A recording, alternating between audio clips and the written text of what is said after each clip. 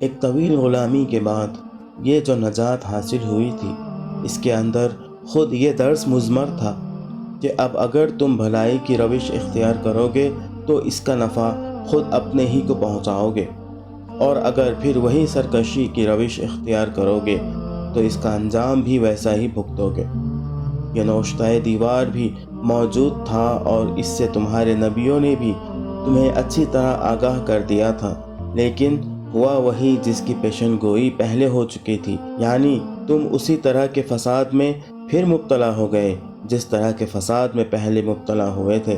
چنانچہ جب تمہاری سرکوبی کی دوسری میعاد آ جاتی ہے تو ہم تم پر اپنے دوسرے زور آور بندے مسلط کر دیتے ہیں تاکہ وہ تمہارے چہرے بگاڑ دیں، تاکہ یہ بھی مسجد میں اسی طرح گھس جائیں جس طرح پہلے والے گھس گئے تھے، اور تاکہ یہ ہر اس چیز کو تہس نہس کر کے رکھ دیں جس پر ان کا زور چلے۔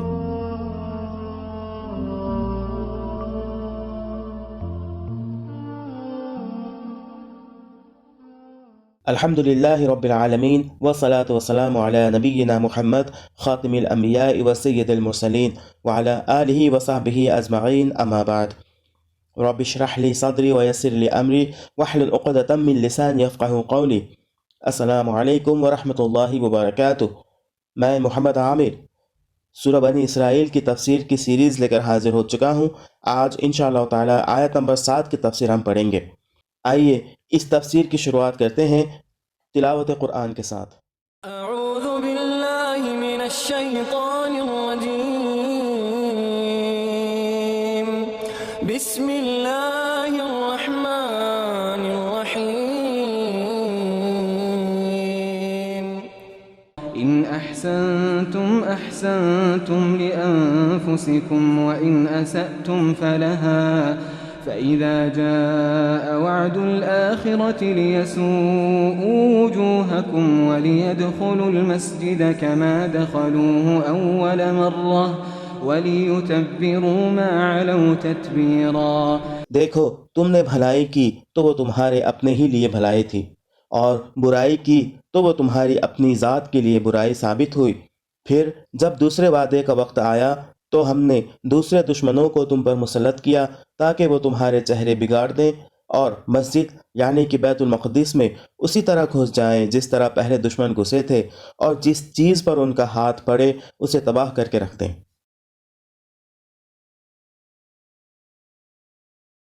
مقابیوں کی تحریک جس اخلاقی و دینی روح کے ساتھ اٹھی تھی وہ دھیرے دھیرے ختم ہو گئی، اور اس کی جگہ خالص دنیا پرستی اور بے روح ظاہرداری نے لے لی۔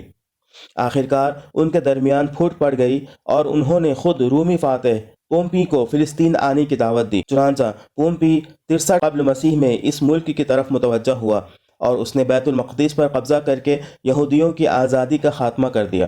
لیکن رومی فاتحین کی یہ مستقل پالیسی تھی کہ وہ مفتوح علاقوں پر براہ راست اپنا نظام قائم کرنے کی بنسبت مقامی حکمرانوں کے ذریعے سے بالواسطہ اپنا کام نکلوانا زیادہ پسند کرتے تھے۔ اس لیے انہوں نے فلسطین میں اپنے زیر سایہ ایک ایسی ریاست قائم کر دی جو بالآخر 40 قبل مسیح میں ایک ہوشیار یہودی ہیرود نامی کے قبضے میں آئی۔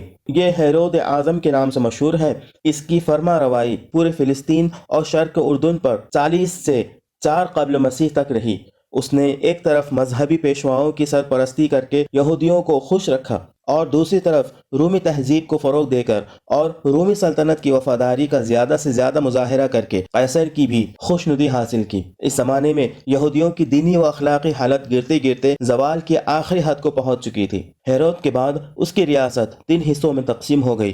اس کا ایک بیٹا اور خلاؤ سامریہ یہودیہ اور شمالی ادومیہ کا فرما روا ہوا، مگر 6 عیسوی میں قیصر اگسٹس نے اس کو معزول کر کے اس کی پوری ریاست اپنے گورنر کے ماتحت کر دی، اور 41 عیسوی تک یہی انتظام قائم رہا۔ یہی زمانہ تھا جب حضرت مسیح علیہ السلام بنی اسرائیل کی اصلاح کے لیے اٹھے اور یہودیوں کے تمام مذہبی پیشواؤں نے مل کر ان کی مخالفت کی، اور رومی گورنر پونتس پلاطس نے ان کو سزائے موت دلوانے کی کوشش کی۔ ہیرود کا دوسرا بیٹا ہیرود اینٹیپاس شمالی فلسطین کے علاقے گلیل اور شرق اردن کا مالک ہوا، اور یہ وہ شخص ہے جس نے ایک رقاصہ کی فرمائش پر حضرت یحییٰ علیہ السلام کا سر قلم کر کے اس کی نظر کیا۔ اس کا تیسرا بیٹا فلپ ہرمون پہاڑ سے دریائے یرموک تک کے علاقے کا مالک ہوا، اور یہ اپنے باپ اور بھائیوں سے بھی بڑھ کر رومی اور یونانی تہذیب میں غرق تھا۔ اس کے علاقے میں کسی کلمہ خیر کے پنپنے کی اتنی گنجائش بھی نہ تھی جتنی فلسطین کے دوسرے علاقوں میں تھی۔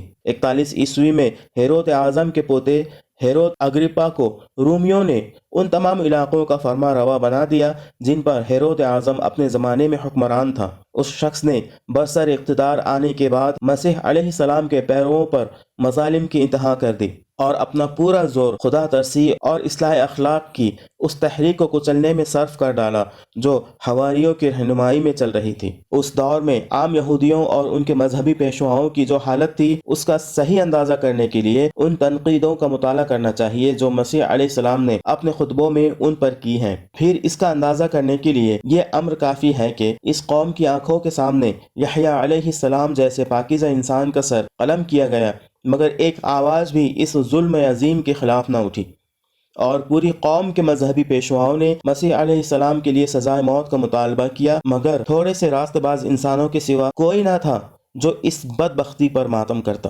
حد یہ ہے کہ جب پونتس پلاطس نے ان شامت زدہ لوگوں سے پوچھا کہ آج تمہاری عید کا دن ہے اور قاعدے کے مطابق میں سزائے موت کے مستحق مجرموں میں سے ایک کو چھوڑ دینے کا مجاز ہوں، بتاؤ یسوع کو چھوڑ دوں یا بربا ڈاکو کو؟ تو ان کے پورے مجمع نے بیک آواز ہو کر کہا کہ بربا کو چھوڑ دے۔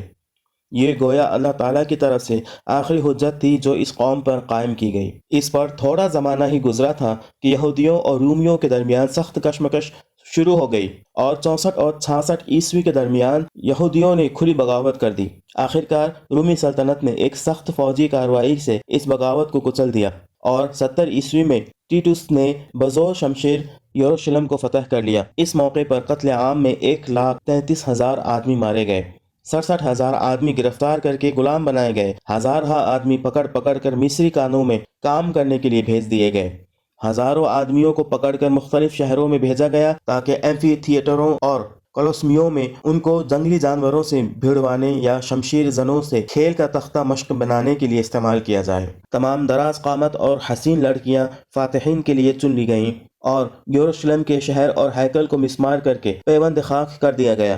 اس کے بعد فلسطین سے یہودی اثر و اقتدار ایسا مٹا کہ 2000 برس تک اس کو پھر سر اٹھانے کا موقع نہ ملا، اور یروشلم کا ہیکل مقدس پھر کبھی تعمیر نہ ہو سکا۔ بعد میں قیصر حیدریان نے اس شہر کو دوبارہ آباد کیا، مگر اب اس کا نام ایلیا تھا، اور اس میں طویل عرصے تک یہودیوں کو داخل ہونے کی اجازت نہ تھی۔ یہ تھی وہ سزا جو بنی اسرائیل کو دوسرے فساد عظیم کی پاداش میں ملی۔ تو اس سے ہمیں یہ سبق ملتا ہے کہ اگر ہم اللہ کی فرما برداری اختیار کرتے ہیں تو اللہ تعالیٰ کی طرف سے انعامات ہمیں حاصل ہوں گی، اگر ہم اللہ کی نافرمانی کرتے ہیں تو اللہ تعالیٰ ہمیں ضرور بے ضرور اس کی سزا دے گا، اور ہمیں افسوس کرنے کا موقع بھی نہیں ملے گا۔ آج کے لیے اتنا ہی۔ اللہ رب العزت سے دعا ہے کہ اللہ تعالیٰ ہمیں قرآن کا فہم عطا کرے اور اس کے مطابق اپنی زندگی گزارنے کی توفیق عطا فرمائے، آمین۔ وآخر دعوانا ان الحمد للہ رب العالمین۔ السلام علیکم ورحمۃ اللہ وبرکاتہ۔